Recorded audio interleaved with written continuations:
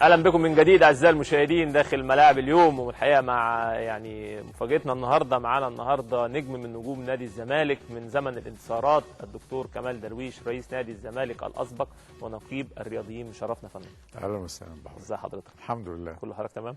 كله تمام. الحقيقه مواضيع النهارده معايا لحضرتك كتيره بقى، من نادي الزمالك ومن بره نادي الزمالك ومن مستقبل الرياضه في مصر، بس هنبدا النهارده من القضيه اللي شغلانا وشغله الرياضيين وشغله كل مصر.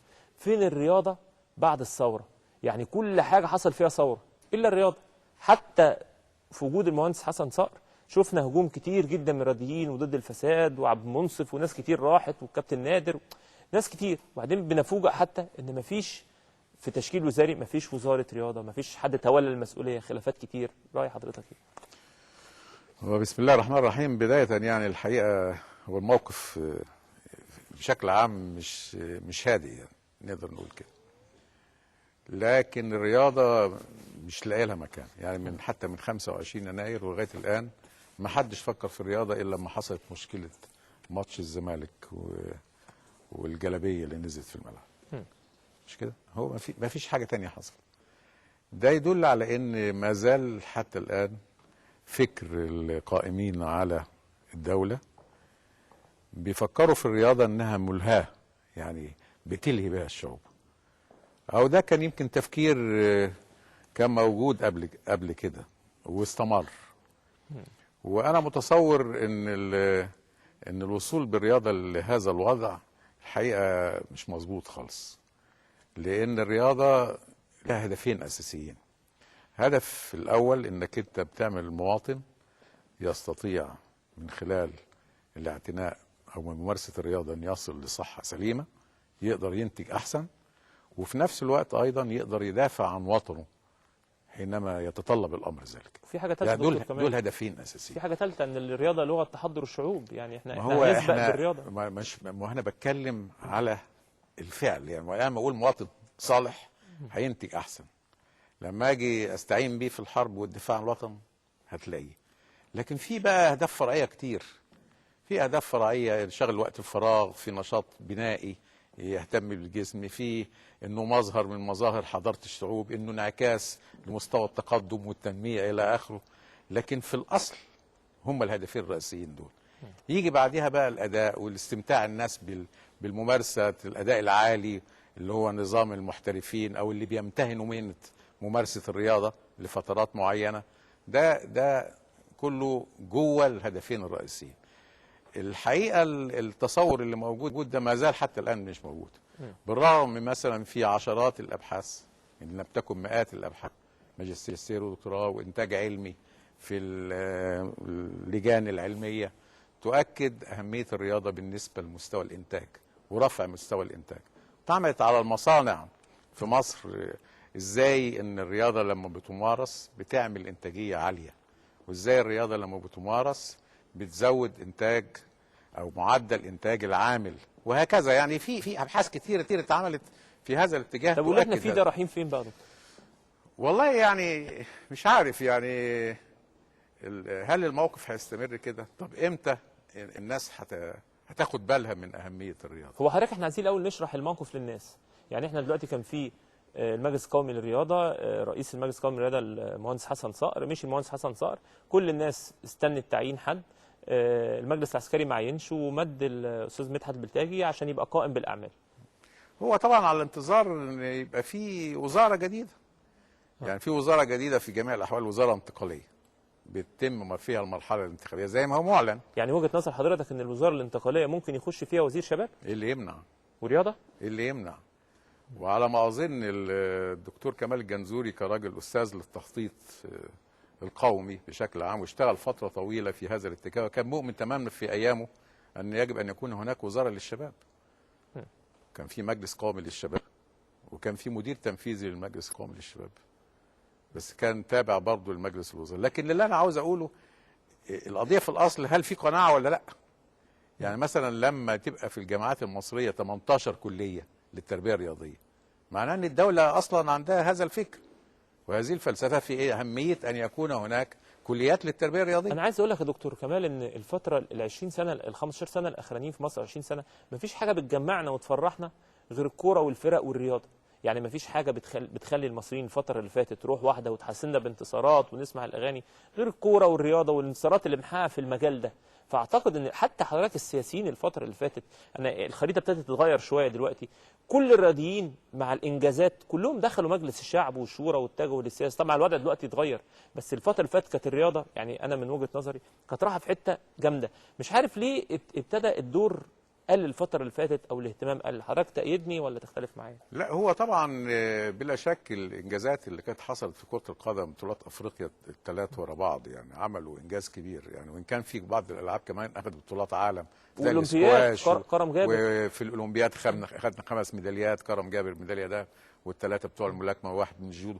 يعني في شغل معمول، بس ده كله في الرياضه الاحترافيه او الرياضه المهنيه او رياضه المستويات العاليه زي ما بتطلق رياضه البطولات. لكن هل التفكير فيها، القناعه الاساسيه، هل الرياضه فعلا عنصر رئيسي من عناصر بناء الانسان وتاثيره على زياده الانتاج؟ هي دي القضيه الاساسيه. القضايا الثانيه قضايا انا معاك، بتعمل بروباجندا، السياسيين بيروحوا في الانديه عشان يعملوا نوع من انواع الانتشار نتيجه للرياضه وانتشارها وجماهيرها، خاصه في كره القدم. الالعاب الاخرى برضو بيروحوا لها، بيبقى فيه ليه اسم ومكانه اجتماعيه في الوسط الرياضي، في متعه للشعب، في متعه بالاضافه بقى للاستمتاع الشعبي بالاداء اللي هي البطولات والالقاب والانديه والانتماء. بس ده كله يعني هي دي النقطه. يعني هنفضل كده ولا نرجع لاصل الرياضه، ان يجب ان يكون هناك بند في الدستور ينص على اهميه ممارسه الانسان وحق الانسان في ممارسه الرياضه. يعني في الدول المتقدمه في نص بيتقال طبعا حق الانسان في ممارسه الرياضه، لما لها بقى من اهميه زي ما قلنا في الانتاج القومي، لما لها اهميه في الدفاع عن الوطن، لما لها من اهميه في نشر والتاكيد على الصحه العامه، لما لها من اهميه في البعد عن ممارسه الانشطه الهدامه. طب بكل حضرتك الاهميه دي يا دكتور كمال، لو حضرتك النهارده جاي بتقيم الفتره اللي فاتت من مصر في وجود المهندس حسن صقر، تقييم حضرتك يكون ايه؟ هو في عصره حصل انجازات كتير جدا. يعني من ناحيه الانجازات، يعني سواء كان بقى في الاتحادات الرياضيه او في الاولمبياد او في كره القدم على وجه البنيه التحديد. التحتيه، والبنيه التحتيه حصل فيها تقدم كبير جدا. حصل منشآت في استاد برج العرب، في استاد 15 مايو الانتاج الحربي، في استادات كتير تولتها القوات المسلحه. كنت حضرتك تفضل التجديد المهندس حسن صقر؟ في الفترة دي طبعا كان أحسن يكمل المدة لغاية ما تبقى في وزارة جديدة تتولى هذه المسؤولية. كان لأنه هو يعني بقى له دلوقتي 6 سنين مثلا أو 5 سنين وشوية، يقدر من خلالهم يستكمل العمل اللي كان بيقوم بيه. طب احنا حضرتك دلوقتي داخلين على البطوله العربيه وداخلين على بطولات، شايف حضرتك الوضع دلوقتي في وجود استاذ مدحت البلتاجي يعني كراجل قائم بالاعمال، تقدر الدنيا تمشي والاتحادات تمشي ولا هو هيحصل يقدر شلل؟ يمشيها، لأن هو الاتحادات بشكل عام، الاتحادات بشكل عام قايمه بعملها الفني، يعني المفروض يعني بطولاتها مستمره، شغلها ماشي، فما فيش مشكله. هي كلها المشكله اداريه وفي اموال هتصرف. كان دي المشكله الاساسيه، لانه المجلس القومي للرياضه ما بيشرفش على الناحيه الفنيه خاصه بالمنتخبات القوميه، اللي بيشرف عليها اتحاداتها، والتنظيم بتاعها بيبقى من خلال اللجنه الاولمبيه باعتبارها مسؤوله عن القطاع الاهلي. فالامر هنا من الناحيه الفنيه ملوش دعوه خالص بالمجلس القومي. المجلس القومي للرياضه بيكفل الناحيه الماليه للاتحادات الرياضيه واللجنه الاولمبيه، زي ميزانيه مثلا البعثه، زي الملابس، زي الادوات، زي العمل الاداري. يعني شايف حضرتك ان هو يقدر الاستاذ مدحت البلتاجي يقود السفينه الفتره دي؟ طبعا يقدر يستكمل، لان هو كان المدير التنفيذي لقرارات رئيس المجلس القومي قضيه دلوقتي كبيره بقى دكتور كمال بتواجهنا الفتره اللي فاتت دي ما بين الجيل الحديث والجيل القديم. يعني النهارده ما جه رئيس الوزراء الجديد بيشكل، وسمعنا يعني اخبار كتير ان في تشكيل وزاره رياضه، سمعنا اسامي كتير جدا شباب، كابتن هادي خشب اسمه بيتردد بقوه، كابتن محمود الخطيب امبارح والنهارده كابتن حازم امام داخل يعني اسمه بيتردد بقوه برضه، يعني كوادر شباب صغير اسمها بتتردد. هل حضرتك النهارده بقى بتؤيد شاب يقود السفينه ولا خبره ونرجع تاني؟ والله يعني هو اصل الاسم بتاع الشباب ده يعني بيخليك تفكر على طول ان المفروض يبقى واحد من الشباب. لكن يعني برضه انا بعتبر من الجيل القديم يعني. طب احنا مثلا دي ليها ميزه ودي لها عيب. يعني ممكن انا هقطع حضرتك دقيقه بس لان هنشوف حد حبيب حضرتك برضه رايه ايه، اللي هو محمود احمد علي رئيس اللجنه الاولمبيه معانا. نشوف بقى هو حضرتك بيأيد الشباب ولا نرجع لورا. مساء الخير يا فندم، ازي حضرتك؟ مساء الفل، اهلا بيك يا فندم، اهلا بيك. اخبار حضرتك ايه؟ كله تمام؟ وبعدين الدكتور كمال يقول لك من الجيل القديم، لا الدكتور كمال برضه من الشباب يعني.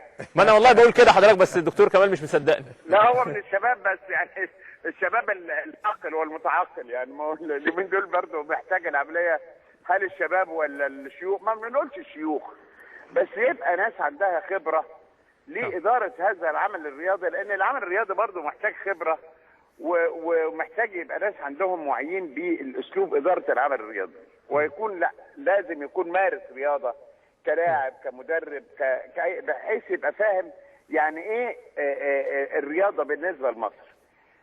لكن الواقع اللي احنا ما نحن عليه النهارده ان الاهتمام بالرياضه عايز اقول معدوم. يعني النهارده لما الناس اتكلمت على تغيير الدستور او عمل دستور جديد ما فكروش طب الشباب ده، وهو اللي هو الشباب والرياضه يعني الاثنين مرتبطين ببعض اصلا. وبعدين برضو كان في سؤال، طب هي تبقى وزاره ولا تبقى مجلس قومي ولا مجلس اعلى ولا تغيير المسميات مش مهم، المهم تغيير مفهوم الدوله ناحيه الشباب. وانا بقول برضو وما زلت اقول، يمكن الدكتور كمان متفق معايا، ان توضع ماده في الدستور ان يكون الرياضه حق اصيل لكل طفل فيك يا مصر، زي ما هو التعليم حق اصيل لكل طفل في مصر، فلازم يجب ان تكون بالمواجبه الرياضه حق اصيل لكل طفل فيك مصر. مش شرط هنطلع طبعا لما تبقى القاعده توسع هنطلع ابطال، لكن على الاقل نطلع جيل شباب كويس يقود البلد في المستقبل، يبقى بعيد عن اي مكيفات، يبقى بعيد عن اي ان يبقى في تعاون ما بينه وبين زمايله، يبقى عنده ولاء للوطن وعنده للبلد، لان الولاء ده ما بيدرسش، الولاء ده بينمى. الولد بيبقى في الشارع بتاعه يقول انا عندي ولاء للشارع بتاعي، للحي، للمدينه، للمدرسه اللي هو فيها، للنادي اللي هو فيه، وبالتالي بينعكس في الاخر لمصر كلها. شكرا استاذ الحقيقه محمود احمد علي، الراجل الحقيقه دخل يعني رد حضرتك على كل الاسئله يعني. صحيح. يعني هو اصل يعني الخبرات اللي موجوده، ما احنا مرينا بكل الخبرات، فما بتمر مثلا كلاعب ومدير فني ومدير منتخب ثم رئيس نادي ورئيس اتحاد، فانت عندك كم من الخبرات تستطيع بيه ان تدير. اما عندك روح وسابه وعاوز تعمل، بس هتعمل ايه؟ ايه حجم الخبره اللي انت امتلكته اللي يخليك تحرك مؤسسه في دوله فيها 85 مليون واحد؟ هي دي النقطه. الكلام سهل، يعني الكلام ان يبقى في مثلا يتعمل يبقى في عناصر من الشباب تدلو بدلوها وتقول فكرها، لكن مين اللي يقدر يخطط لها؟ يعني حتى بنتكلم في علم الاداره، يعني بتكلم راجل محترف يعني في الحته دي، لازم يبقى عندك من حجم من الخبرات والمواقف اللي تعرضت ليها اللي تمكنك من انك انت تتخذ قرار في ازمه من الازمات. ما هي حجم الازمات اللي مرت على شاب مثلا عنده 25 28 30 سنه؟ ما هي حجم الازمات؟ هتبقى محدوده في حدود العمل اللي تعرض ليه، المواقف اللي تعرض ليه. لكن لما انت بتزيد وبتدير مؤسسات كبيره بالاف وبعشرات الالوف ومئات الالوف، بيبقى بعد كده عندك القدره على اتخاذ القرار الصحيح المناسب لحجم هذه الالوف.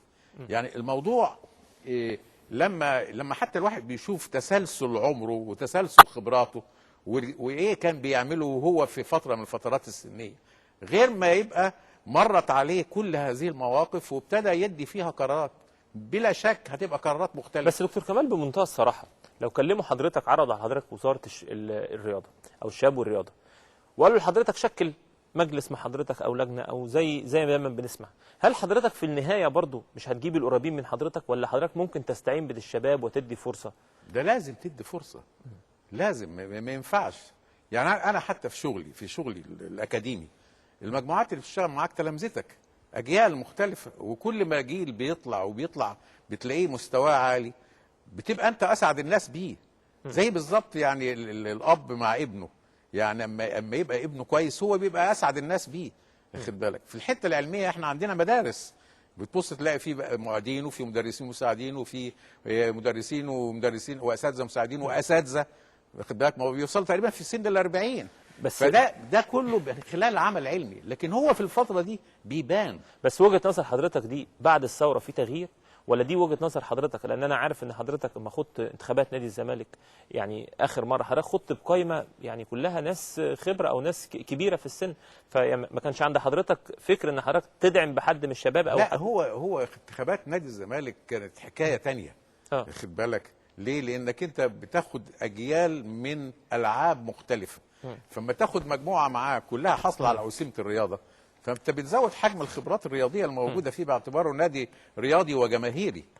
غير لما بتبقى انت بتشتغل بقى على المؤسسه العامه اللي هي مصر كلها. مصر كلها تقريبا 60% منها من الشباب تحت 20 سنه، فانت لازم يبقى يعني في تصورك للتنظيم على حسب نوعيه المؤسسه اللي انت بتديرها. فلو كنت بتدير مؤسسه زي مصر لازم تاخد بالك من تعداد السكان والمناطق اللي هم فيها، وانهي الكثافه السكانيه اعلى هتزودها ازاي، يعني بتاخد العمليه بشكل مختلف تماما عما بتاخده. النهارده دكتور جمال جايب لحضرتك ناس كلها هتأيدك، وهنسال بقى اللي هو احمد الفولي نائب رئيس الاتحاد الدولي للتايكوندو برضه رايه ايه، شباب ولا يعني خبره؟ مساء الخير يا فندم، ازي حضرتك؟ مساء الخير يا كابتن سيف، اهلا وسهلا، وتحياتي لاستاذنا العزيز دكتور كمال. الله يخليك والف مبروك، يعني كان لازم نجي لك بنفسنا، يعني انا يوميا بس كان عندي حاله والله. الله يخليك، متشكر جدا يا فندم. الحقيقه بعد ما نبارك لحضرتك الحقيقه يعني على المركز الجميل ده، عايزين نعرف من حضرتك، هل حضرتك تسعى لمصر الفتره الجايه في وزاره من الشباب، ولا نوع من الخبره مع نوع من الشباب، ولا في الوقت ده محتاجه خبره فقط لا غير؟ لا والله، اولا نبتدي الاول، هل مجلس قومي ولا وزاره شباب؟ يعني السؤال الاول، يعني عشان بعدين نشوف مين اللي ممكن يشتغل داخل هذا الكيان. يعني فانا مؤيد تماما ان يبقى في وزاره للشباب والرياضه، وما يبقاش شباب في ناحيه ورياضه في ناحيه، هي وزاره للشباب والرياضه. لان يعني ما ينفعش ابدا ان رئيس مجلس قومي يبقى بعيد عن مجلس الوزراء، وان هو الرياضه متصله بكل قطاعات الدوله، سواء في تعليم او تعليم عالي او تربيه وتعليم، مدارس، داخليه، قوات مسلحه، لازم يكون متداخل مع كل الوزراء بصفته مثلهم وزير للشباب والرياضه. وبيني وبين حضرتك يعني لا الرياضه ولا الشباب يعني بمكان اقل من اي حاجه، بل بالعكس ده هي اللي بتعد جيل المستقبل يعني. مظبوط يا فندم. بنشكر حضرتك اللي هو احمد الفولي. الحقيقه كلام يعني واضح حضرتك ان القصه ان كله متفق على ان الرياضه محتاجه وزاره، عن الرياضه محتاجه الحقيقه يعني جزء خبره وجزء شباب. حافل شويه بقى الملف ده يا دكتور كمال، لان لا بس انا عاوز اكمل ان هو حاليا رئيس اللجنه الاولمبيه في افريقيا. اتفضل. اللي هو احمد الفولي مش هيقدر كان يتولاها الا اذا كان مر بكل المناصب. انا بتفق مع حضرتك، مهمه جدا لان برضو انت الرياضه فيها عولمه، يعني في احتكاك عالمي، في النهايه انت بتروح لمستوى عالمي، بترتبط بقواعد ولوائح دوليه، فالموضوع محتاج خبرات عاليه. يعني انا طبعا مش ضد، بس لو كان في مجلس قومي او يعني مثلا المجلس القومي، ماذا يمنع ان يكون في عناصر شابه تظهر فكرها، تظهر احتياجاتها، تظهر رغبتها؟ انا عايز اقول لحضرتك يا دكتور كمال ان انا شخصيا اقتنعت، بس هرجع لحضرتك. هنطلع فاصل ونرجع برضو نتكلم في قضايا ثانيه. فاصل الحقيقه ونرجع نكمل مع الدكتور كمال درويش. خليكم معانا، فاصل ونرجع لكم في الملاعب اليوم.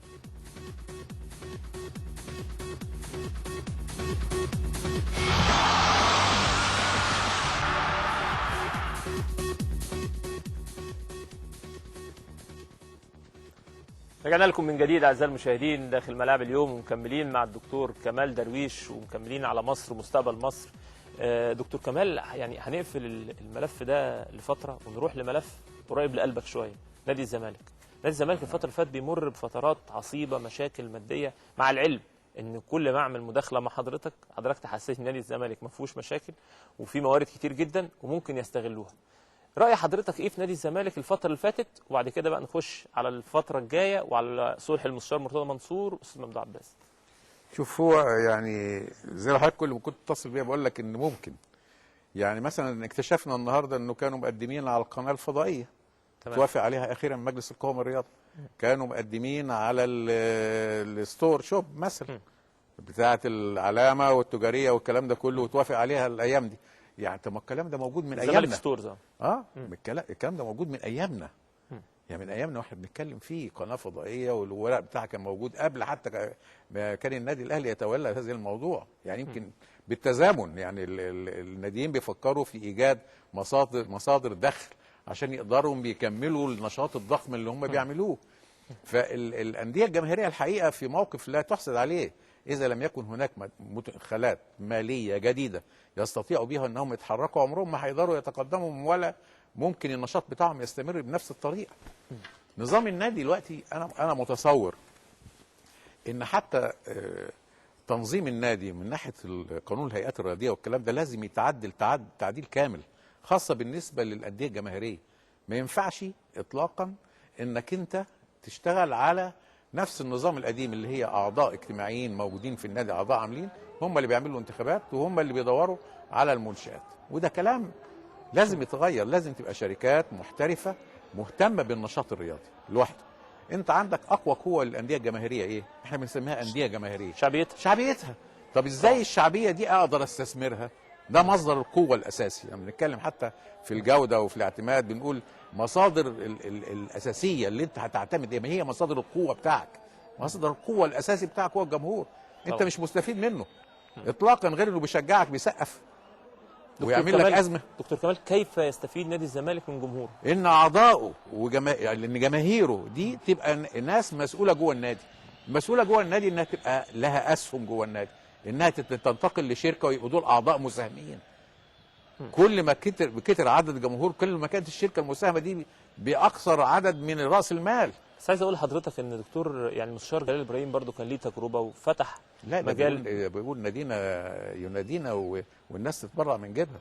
انا فاهم. انا ما بتكلمش على تبرع. انا فاهم. انا بتكلم على مؤسسه. لا انا قصدي يا فندم ان المفروض محبي نادي الزمالك دي كانت خطوه، حتى الناس لو هتتبرع وبعد كده تشتري اسهم وبعد كده تكون موجوده. يعني قصدي يكون في تفاعل. واضح ان في بعد برضو ما بين دايما المجالس. مفيش حد بيتبرع. اللي بيتبرع بيبقى فيه السبب وراه سبب. يعني انا طوال 9 سنين توليت فيها المسؤوليه وما فيش واحد تبرع. ما حدش يقول لي ان في حد تبرع. الدخل بتاعك هو من شغلك، بس من المدخلات بتاعتك. احنا حضرتك يعني عارفين النادي الاهلي ونادي الزمالك ليه محبين، زي مثلا النادي الاهلي ليه مثلا الحاج تيسير الهواري، استاذ ياسين منصور. بره النادي يا فندم بيتبرع بره النادي، دي حاجه بتاعته. بيتبرع يعني ايه بره النادي ويعني ايه جوه النادي؟ يعني اللي بيدخل جوه النادي ميزانيه النادي يصرف منها. يعني بيبقى عنده قصدي حضرتك بيدي لعيب كوره يعني. طبعا. يعني وبعدين هذه العمليه الحقيقه عمليه يعني حتى ايام ما كان بيحب يعمل هذا الكلام اقول له يبقى بعيد عن النادي. لانك انت لا يعني مشكله الانديه خاصه الجماهيريه ان اللاعبين كلهم نجوم. لاعبي الاهلي ولاعبي الزمالك كلهم نجوم. لازم يبقى في عدل. ما ينفعش تدي واحد والتاني لا. وبعدين مش هياخد الكلام ده يحطه في جيبه ويسكت. ده بيروح يحطها على الترابيزه ويقول انا اتدفع لي كذا. يعني نوع من التميز. ما دي قضيه بقى هتكلم فيها مع حضرتك دلوقتي مستقله. بس هرجع لحضرتك نفس القصه. في ناس كتير حضرتك في المجلس اتبرعوا في الميزانيه. يعني استاذ ممدوح عباس ما هو متبرع ب 42 مليون جنيه. اتبرع ولا عامل قرض حسن؟ قرض احنا حسن. بنتمنى ان هو يتبرع بيه. مفيش ما يمنع. انا شخصيا احب ان هو يتولى المسؤوليه. يعني يتولى المسؤوليه وربنا يوفق. بس لازم وانا بنصحه انه لازم يدور على مصادر دخل. ما تبقاش هي شخصيه.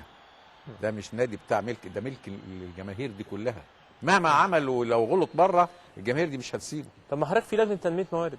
ما هو يا ريت بقى تكمل مهمتها. ما ده حاجه جديده اتعملت وبرضه حصل صدام بينها وبين المجلس الحالي على ما سمعت يعني من احد اعضاء. دكتور كمال، حضرتك توليت النادي وزي ما حضرتك دلوقتي بتقول اما بنعمل مداخله حضرتك بتقول لي النادي فيه موارد كتير. حتى الفتره اللي حضرتك توليت فيها النادي ما سمعناش عن خلافات ومشاكل. ومع هذا جه بعد كده مثلا استاذ ممدوح عباس حط الراجل مبالغ كتيره جدا او فلوس كتيره جدا ومديونات كتيره جدا للنادي وبرضه في مشاكل. طب انت حضرتك بتصرف منين اياميها؟ ما هو انا كمان ما كنتش عامل عقد ب 30 مليون وعقد ب 10 مليون للعيبه. ما فيش حاجه اسمها كده.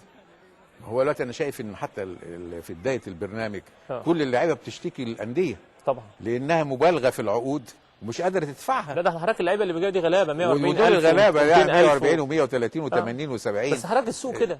لا ما ينفع. هو السوق اللي احنا عملناه احنا والنادي الاهلي. لو ما فيش مبالغه في النادي الاهلي او في نادي الزمالك مش هيحصل هذه المبالغه. مش هيحصل هذه الوقت. اللعيبه بالنسبه له يلعب في مصر احسن ما يلعب بره ويبقى المبالغ بتاعته اكتر. ده كلام، لان حتى في جوه مصر انت ما بتطبقش الاحتراف كامل. يعني اللاعب له ملتزم بنظام، ولا بيحضر لك التدريب ولا بينام بدري، بل بالعكس بيعمل بقى عكس كل الكلام اللي احنا بنقوله. ده حضرتك اللعيبه دي كلها بعد الملايين بتعمل كده؟ اه طبعا. ده ما هو الاعلام قايم بالواجب. احنا حضرتك ما عندناش هنا كده، احنا هنا ما لا بنقولش الاعلام الخبر بشكل مظبوط. عام يعني معظم يعني في مشاكل كتير، لكن مش ده النظام الاحترافي اللي موجود في الخارج اللي هو بيلتزم بيه، وانه بيعمل يوم كامل في التدريب ويبقى موجود جوه المعسكر بتاع النادي طول اليوم، ملتزم بنظام غذائي، ملتزم بنظام صحي، ملتزم يعني موضوع تاني خالص. يعني حضرتك كده، انا كان معايا استاذ ممدوح عباس من كذا يوم مداخله، وحضرتك كده بتؤيد كلامه. هو الراجل صرح وقال انا اول ما ارجع هساوي في الدخل. قال لي الثوره قامت في مصر عشان ما فيش عداله في التوزيع، انا هعمل عداله في التوزيع. دي ممكن تتعمل النهارده في فريق كره قدم داخل نادي الزمالك؟ طبعا. وعلى فكره انت لو اعلنت نظام فيه عدل الجماهير دي هتساعدك. بس عارف في ناس ماضيه دلوقتي، اللي ماضي بياخد فترته وبعدين يبدا من جديد، لكن ما يعدليش بقى مرتباته يقوم يزودها زي اللي هم بياخدوا اعلى، لان طبعا العقد شريعه المتعاقدين. فلو انت كنت تعاقدت مع حد خلاص كمل معاه السنه، بس اعلنه قبلها بشهرين وقول له انا مش هقدر ادفع المبلغ ده كله، لكن هنزل بالمستويات، المستويات معقوله بالنسبه للدخل المصري. يبقى في الحاله دي انت بتنظره بعد السنه الاولانيه، وده من حقك في شروط التعاقد قبليها بمده كافيه، بحيث ان هو يدور على نادي تاني لو كان مش عاجبه هذا الكلام. بس لو هذه العمليه مش بتاع الناس كلها طبعا في كل الانديه، ده بالعكس انا بتفق مع تريح الانديه، وهي دي وتريح ادارات الانديه الجماهيريه اللي هي قاعده تصرخ وتقول انا مفلس ومش قادر ادفع للناس، او يتعاقدوا وبعدين ما يدفعلوش. دي يعني مش روشته، دي مش روشته نادي الزمالك، دي روشته مصر. الانديه كلها. كل الانديه حتى النادي الاهلي لو وصل في اتفاق بين الانديه على كده خلاص الموضوع انتهى، مش هيبقى فيه نوع من المبالغه ولا المزايده، لان كله حاسس بالازمه الماليه. هو النادي الاهلي ده، والنادي الاهلي بيجري ورا اي مصدر دخل جديد عشان يقدر يكفي النشاط بتاعه. وفي ازمه ماليه برضه، في ازمه ماليه طبعا. يعني الموضوع مش بالبساطه اللي الناس متصوراها، ان انا اقدر اصرف وبتاع والضرايب والتامينات والمنشات. النادي الاهلي والنادي الزمالك لغايه الان ما عندهمش استادات يلعبوا في استاد ده ويدفعوا يوميا كل ماتش 50,000 و100,000. بس النادي الاهلي يعني في صدد ان هو متعاقد مع شركه بنظام BOT اللي هو يعني نظام يعني هو ده الكلام اللي احنا بنقوله، ان من بدري ان لازم يبقى في تعاقدات ويبقى في حق انتفاع، ونقدر في شركات عالميه كتير تقدر. ونادي الزمالك على ما اظن النهارده انا قريت خبر ان في برضه شركه يابانيه عندها استعداد تبني. هو ده اللي بنتمنى يعني نشوفه هو إن شاء ده اللي الله. لازم يتم. والانديه العالميه كلها عامله كده، والارسنال عامل كده مع الامارات الخليج موجود. يعني الدنيا ما بتوقفش، بس انت لازم تدور وتؤمن وتقتنع بانك انت كمان ما تعملش حاجه الا لما يبقى لها قدامها مرد يستطيع ان هو يغطي التكلفه اللي انت بتعملها. طبعا صح. يعني انا لما اجيب ريال مدريد واجيب مثلا كريستيانو رونالدو ب 94 مليون يورو، ده في نفس الاسبوع انا مغطي ال 94 مليون يورو. غطوا في نفس الاسبوع ال 94. ده شغل شركات، مش شغل ناس هواه يشتغلوا في الموضوع. وبعدين ما دام دخلنا نظام الاحتراف، خلينا بقى نتعامل كله احترافي. يبقى في نظام وفي شركه وفي عضو مجلس اداره منتدب وياخد من الارباح اللي يجيبها لكن تبقى عمليه تطوعيه بالشكل ده، تجيب انت ملايين وتديها للعيبه، وبعدين الناس تقول عليك انك انت مش كويس وانك انت بتاخد وتقبض. طب يا دكتور كمال، عشان الناس تقول ان حضرتك كويس، لو حضرتك متولي المسؤوليه نادي الزمالك، اتلتيكو مدريد في المئويه، شايف ان دي حاجه كانت تليق باسم نادي الزمالك في ظل الظروف الحاضره؟ طبعا في ظل الظروف الحاضره، وانت بقالك 7 سنين ولا 6 سنين ما بتكسبش، كويس قوي. يعني برضه نادي اتلتيكو مدريد نادي كويس وليه برضه تاريخ طويل واكثر من 100 سنه، نادي عريق اسباني عريق، وعامل لسه بطوله اوروبا كاس اوروبا من سنتين. يعني الموضوع معقول يعني في ظل الظروف. بس المئويه دي يا دكتور كمال هبت برياح جميله عن الزمالك، منها المصالحه مع المستشار مرتضى منصور والاستاذ ممدوح عباس. والله انا اسعد الناس بكده، وانا يمكن في حواراتي في اماكن اخرى قلت انا بزكي هذا التصرف من الاستاذ مرتضى، وده نوع من فعلا يعني العمل الجيد اللي هو عمله، وان شاء الله يرجعوا ويكملوا مدتهم. يعني من غير ما نفكر بقى في ايه التجاوزات اللي تمت في الانتخابات الى اخره. مش عاوزين نتكلم فيها، لكن عاوزين نتكلم ان النادي يحصل له نوع من الاستقرار، لان الاستقرار ده برضه مهم في عمليه الرعايه وفي عمليه الشركات اللي بتتعاقد معاك، وحضرتك عارف هذا الكلام طبعا. كويس جدا. ان يعني اي واحد هيجي يتعاقد معاك او ليه حتى اي نوع من انواع التعاون مع نادي الزمالك لازم عاوز في اداره ثبات. مستقره. طبعا. ما ينفعش اداره مؤقته مستنيه على قرار او مستنيه على وضع بناء عليه بيتم هذا الموضوع او لا يتم. بس المستشار مرتضى دكتور كمال يعني صرح ان هو في قعده مصالحه قريب وهيكون فيها موجود رموز الزمالك زي حضرتك، المستشار جلال ابراهيم، اسمه ممدوح عباس، يعني الناس الكبيره كلها بتاعت نادي الزمالك. هل حضرتك هتتقبل مبادره زي كده؟ طبعا لو دعيت لهذه المبادره ايه يوم الاربعاء لصالح نادي الزمالك. يعني بالعكس، ده احنا بنأكد هذا الكلام، وبقول لك انا زكيته فعلا في هذا القرار، قرار حميد جدا، وعشان النادي يستقر، لان مش هينفع النادي يستمر بالطريقه دي. في بقى شرط حضرتك قلته دلوقتي المستشار مرتضى منصور قاله برضه في مؤتمر كنا زعناه في الملاعب اليوم امبارح، وهو نداء موجه للاستاذ ممدوح عباس بالتنازل على 42 مليون جنيه، وحضرتك النهارده بتقول اتمنى ان الاستاذ ممدوح عباس يتنازل او يعملهم كتبرع لنادي الزمالك. هو اما يجي ويستقر هيجد ان هو يعني يتهيألي من الواجب عليه انه يعمل هذا الكلام. يعني لان برضه الحقيقه نادي الزمالك كبرنا كلنا، ده شيء يعني مش عاوز كلام، وعشان كده احنا ما زلنا بنتكلم عنه، وما زلنا بنحاول نوجد حلول لاي حاجه، وبنقول فكرنا ده في اي وقت، ولما بنستدعى في اي وقت برضه بنروح وبنقعد وبندي بدلونا فيه، لان ده شيء طيب. وتهيألي لو الاستاذ ممدوح عباس يعني وجد نوع من الاستقرار موجود، بلا شك هيبقى اداؤه يعني يتمشى مع طبعا. الاستقرار، وان شاء الله يبقى في انجازات مع عهده باذن الله. دكتور كمال، في كلام كتير قوي الفتره اللي فاتت عن ان الاستاذ ممدوح عباس ومجلسه هيرجع الفتره المتبقيه فقط، لا هيكمل، هيبتدي من اول وجديد. حضرتك يعني اكيد عند حضرتك تفاصيل الموضوع. لا انا طبعا يعني مش راجل قانون في الاصل يعني، لكن من خلال الخبرات القانونيه اللي مرينا بيها في مجالس الاداره في مثل هذه الحاله بيكمل مده ال4 سنين كامله. يعني الوقت اللي راح منه بيستكمله، وده بيبقى في الحكم اللي هيصدر ان شاء الله، في الحكم اللي موجود يعني باذن الله. عايز اسال حضرتك يعني سؤال يعني طرح في فكري دلوقتي قاعد بفكر فيه. ايام الدكتور كمال دلويش كان انتصارات كتيره جدا لنادي الزمالك، وكان فانيله نادي الزمالك قيمه كبيره قوي. هل عدم وجود السيوله الماليه الفتره دي فانيله الزمالك قيمتها قلت؟ طبعا هو المكاسب بلا شك بتأثر على السوق، عرض وطلب. يعني الجماهير حتى بتزيد، يعني اجيال بتزيد، يعني فعلا مش قضيه بتبقى خاصه بموضوع يعني اسمه وتاريخه خلاص. فكرش حضرتك حاجه الصور دي؟ دي بطوله افريقيا على ما اظن، افريقيا، دي بتاع سوبر افريقيا ده. الفرحه حلوه دكتور كمال برضه. طبعا يعني انت بتحس مع الانجاز ان الجهد اللي انت بتبذله ده في العمل التطوعي بيبقى يعني زي ما يكون كده دش بارد نزل بعد السخونه والاعصاب والتحمل الكتير اللي بيحصل الحقيقه. قلت لي حضرتك دلوقتي كلمه برضو بالبطولات والانتصارات وبتاع، وانا بدردش قبل ما نطلع هوا، قلت لي حضرتك ما هو طالما لازم في خبره، في انتصارات، في بطولات، في اتهامات دايما كتير قوي.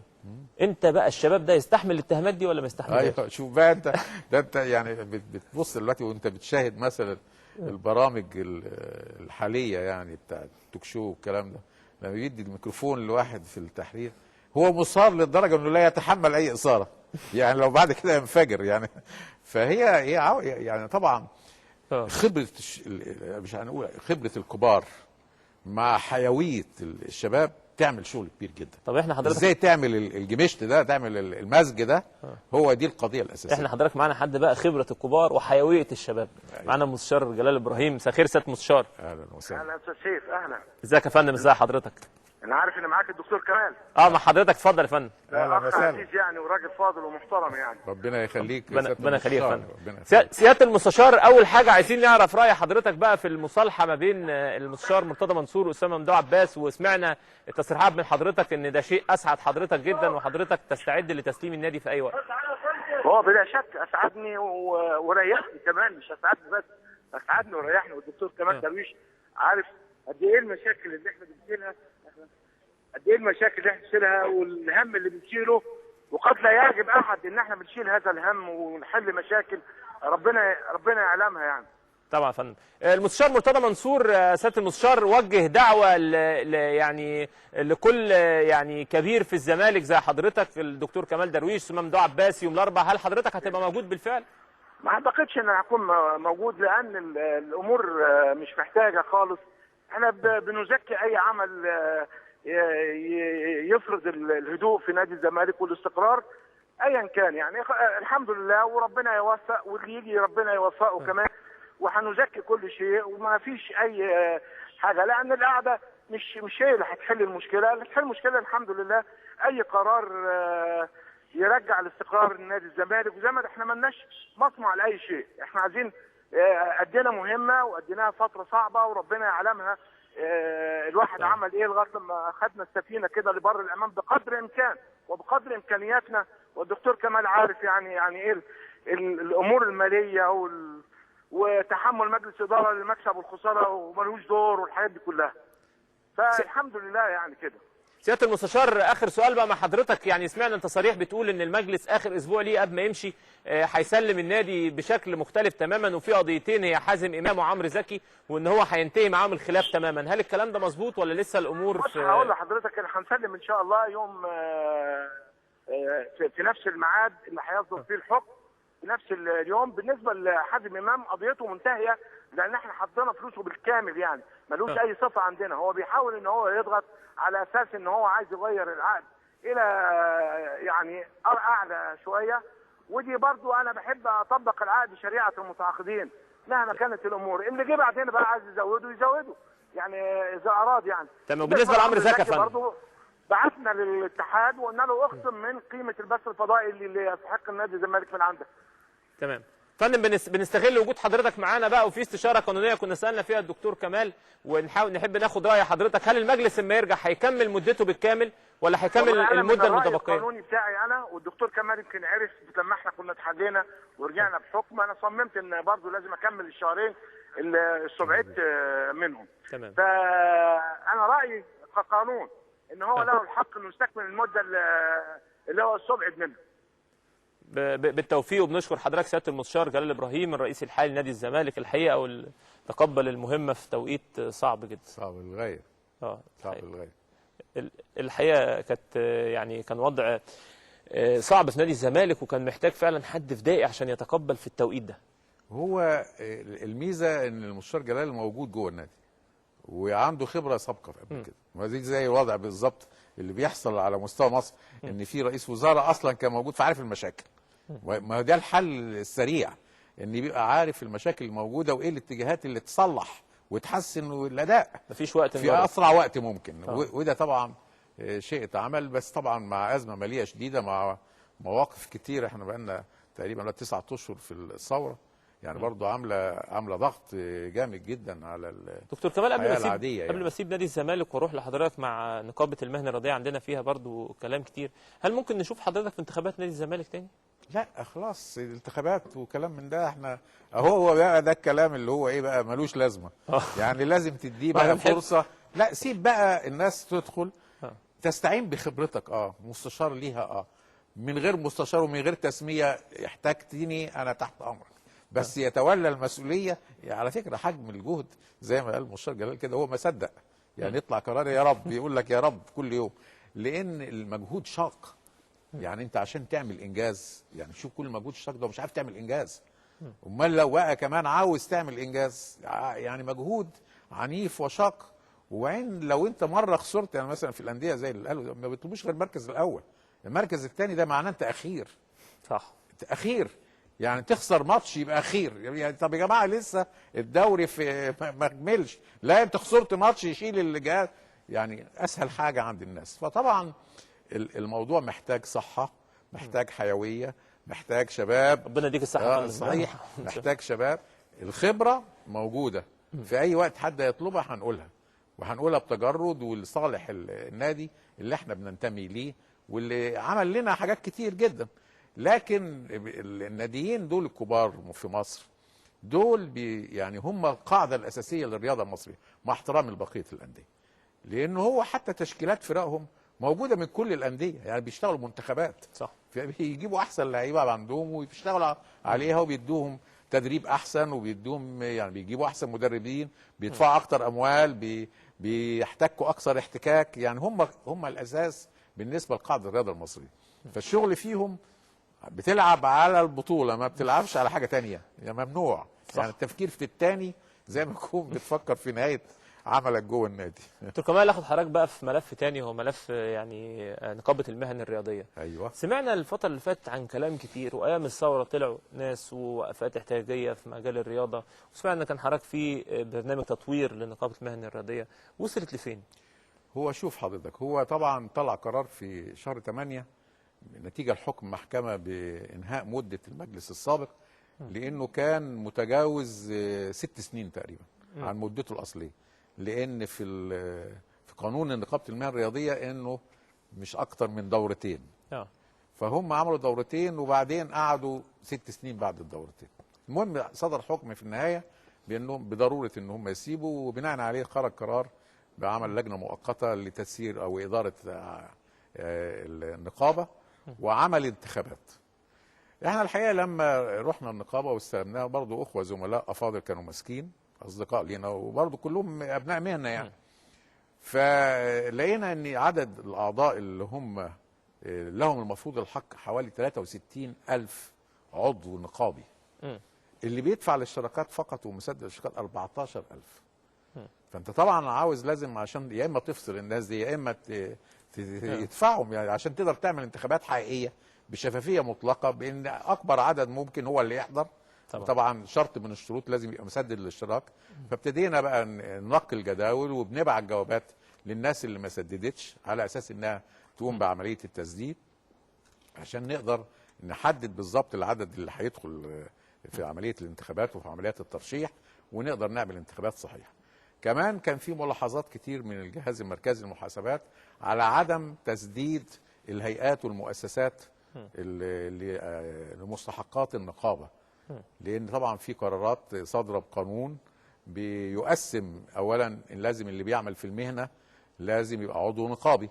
عضو نقابي له شروط، لازم يبقى مثلا يحاصل على درجه البكالوريوس في التربيه الرياضيه، يا عنده دراسات تؤهله للعمل في هذا المجال. ففي مجموعات كتيره حتى ماسكه منتخب مصر للاسف وهم مش اعضاء في النقابه. احنا بعتنا للاتحادات الرياضيه وبعتنا كل المؤسسات الرياضيه بنقول لها هذا القانون وبنعرفها تاني بيه، وبنأكد على انه في حاله وجود تعاقدات لازم النقابه لها نسبه في هذه التعاقدات، 10% بالنسبه للاجانب و5% بالنسبه للوطنيين سواء لاعب او مدرب، ده طبقا للقانون، لان اللاعب احترف مهنه الرياضه. انا عايز اقول لحضرتك يعني انا استمتعت جدا بكلام حضرتك، للاسف وقتنا انتهى بسرعه جدا. شايف ان وجهه نظرك ان الرياضه مع حضرتك ان شاء الله هتروح في حته ثانيه، وانا اتشرفت بيه جدا دكتور كمال، وان شاء الله اقعد مع حضرتك تاني. اهلا وسهلا بيك. ويعني احنا ما كملناش في النقابه، لكن تملي النقابه لانها كانت بعيده فعلا عن العمل العام ومش ظاهره في الاعلام، لكن هي مهنه خطيره.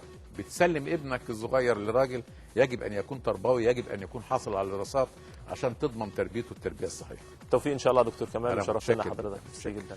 الحقيقه انتهت حلقتنا النهارده، كان معانا الدكتور كمال درويش، اتكلمنا عن مستقبل مصر واتكلمنا عن الرياضه رايحه فين وحاجات كتير جدا. استنونا بكره مع الكابتن طارق يحيى وفي نفس الميعاد وحلقه جديده من ملاعب اليوم.